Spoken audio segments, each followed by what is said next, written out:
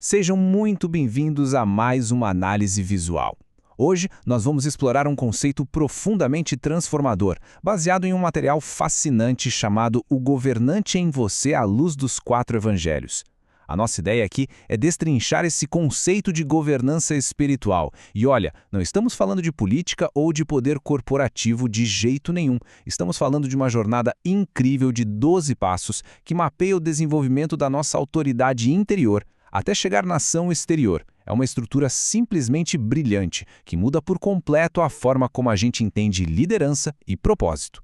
Bom, vamos mergulhar nisso. Essa declaração da introdução do nosso material base enquadra perfeitamente tudo que a gente vai explorar agora. Imagine estar no meio de uma multidão barulhenta, cheia de distrações para todos os lados. E de repente, o foco se estreita. O convite para assumir essa postura de autoridade começa exatamente com uma percepção solitária e individual, ali mesmo no meio do caos.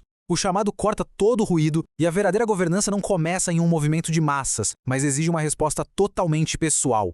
Para a gente entender bem essa evolução, esta nossa exploração visual está dividida em 5 partes essenciais: o chamado para governar, fé ativa e autoridade, liderança através do serviço, missão nas tempestades e, por fim, o convite à transformação. É um caminho muito claro que vai nos guiar desde uma mudança interna de identidade até uma missão externa vital no mundo.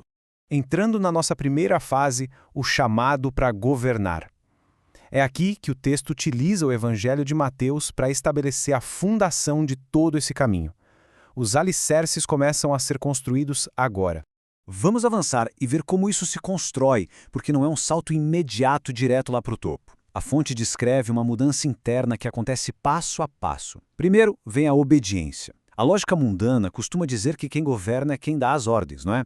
Mas a lógica espiritual mostra que a verdadeira autoridade no mundo não pode existir até que a gente primeiro aprenda a obedecer. Em seguida, estabelece-se um governo interior. Afinal, não há controle sobre as circunstâncias externas se houver caos do lado de dentro.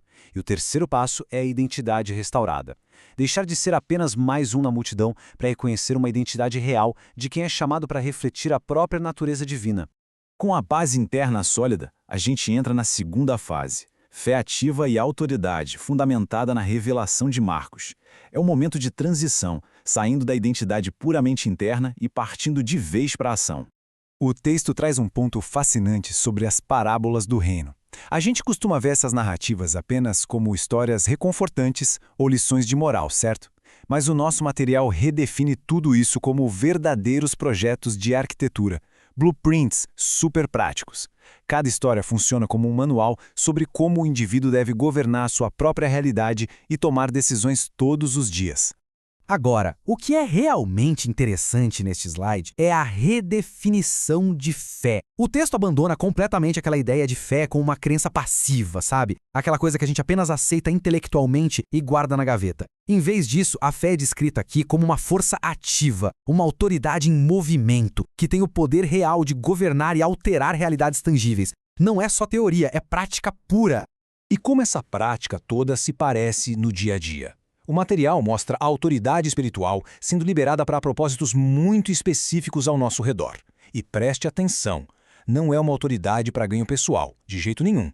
É para intervir no mundo, expulsar aquilo que é destrutivo, trazer cura para quem está machucado e restaurar a ordem onde impera o caos. É literalmente a fé traduzida em um impacto visível e direto.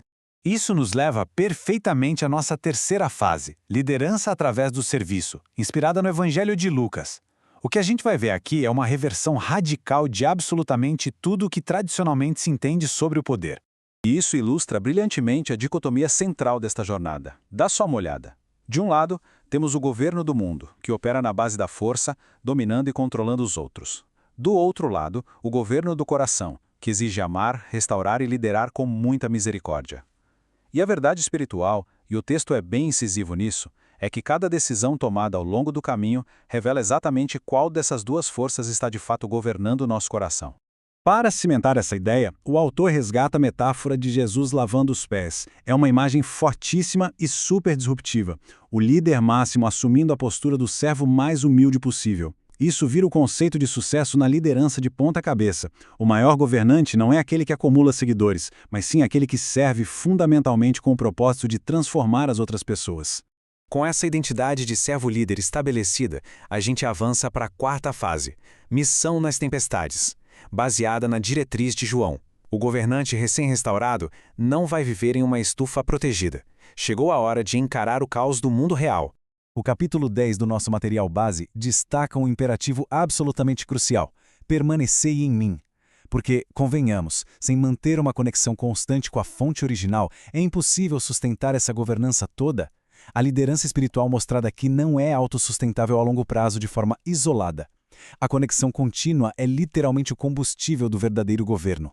E logo em seguida somos colocados dentro de um barco açoitado por uma tempestade brutal. E por que trazer essa imagem agora? Porque a verdadeira governança nunca é provada quando as águas estão calminhas e o céu é azul, certo? A autoridade é forjada e demonstrada exatamente quando os ventos sopram mais forte. É no meio da crise, quando o caos ameaça afundar o barco, que o aprendizado se consolida de verdade.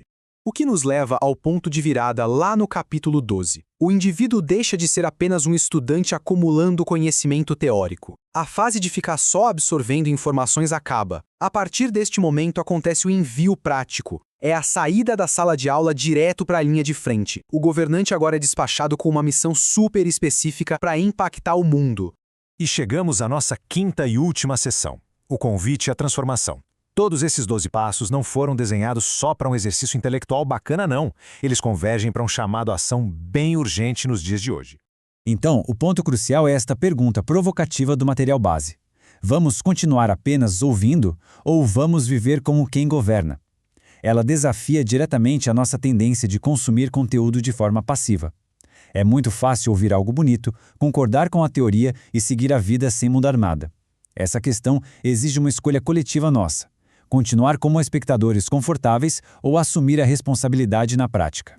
E para garantir que a gente não fique só na intenção, o texto nos dá tarefas super aplicáveis. A primeira é escrever a visão para uma vida de governo, colocar no papel mesmo. A segunda é sair da passividade e declarar decisões a partir de hoje. E a terceira, não tentar consertar o universo inteiro de uma vez, mas escolher uma única área específica da vida e assumir o comando dela agora mesmo. É uma ponte fantástica entre a teoria e o nosso dia a dia.